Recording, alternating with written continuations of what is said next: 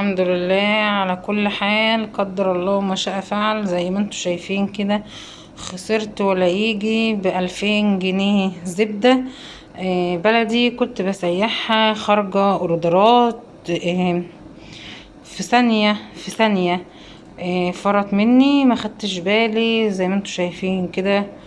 يلا الحمد لله، قدر الله ما شاء فعل. عسى ان تكرهوا شيئا وهو خير لكم، خير. بس خسرت فلوس كتير زي ما انتوا شايفين. بسم الله والصلاة والسلام على رسول الله. ازيكم عاملين ايه؟ وحشتوني كتير قوي. من الفيديو اللي فات للفيديو ده يوم جديد وفيديو جديد وتسييح زبدة بلدي فلاحي على اصولها اهي زي ما انتوا شايفين. احنا بنعمل ايه النهاردة؟ انا بعمل فيديو خض. هفصل الخض اهو.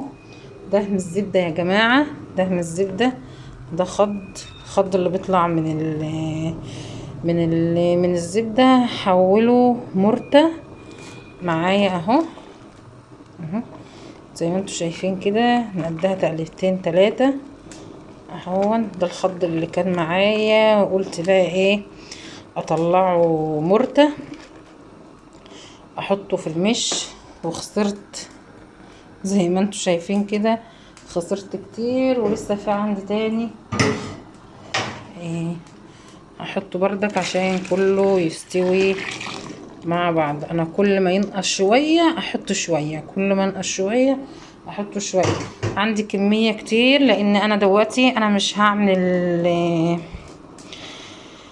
هنعمل كحك ولا نعمل اي حاجة. فانا كنت عيناه للي انا اعمل كحك، فاحنا مش هنعمل كحك ولا هنعمل اي حاجة. زي ما انتوا شايفين كده دسم اهو. اللهم بارك اللهم بارك. دسم وريحته حاجة كده تفتح النفس.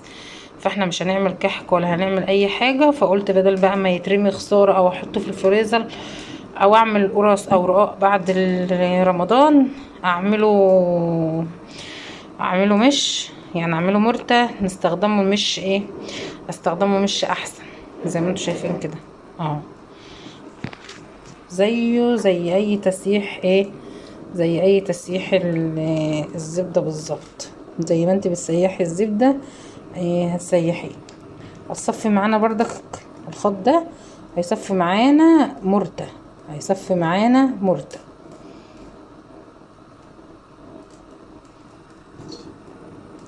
زي ما انتوا شايفين كده.